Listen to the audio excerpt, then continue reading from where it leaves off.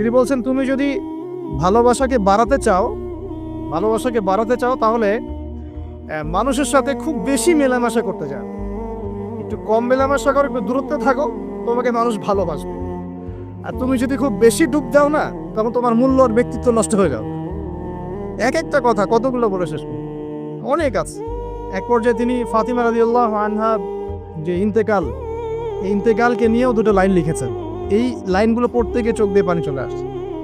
তিনি বলছেন, তোমাকে কতদিন দেখি না, কতদিন ছুঁয়ে দেখি না, কতদিন তোমার কাছে যাই না। সবাই বলে তুমি আমার থেকে দূরে, কিন্তু সত্যি কথা হচ্ছে তুমি আমার কলিজার ভিতরে আছো।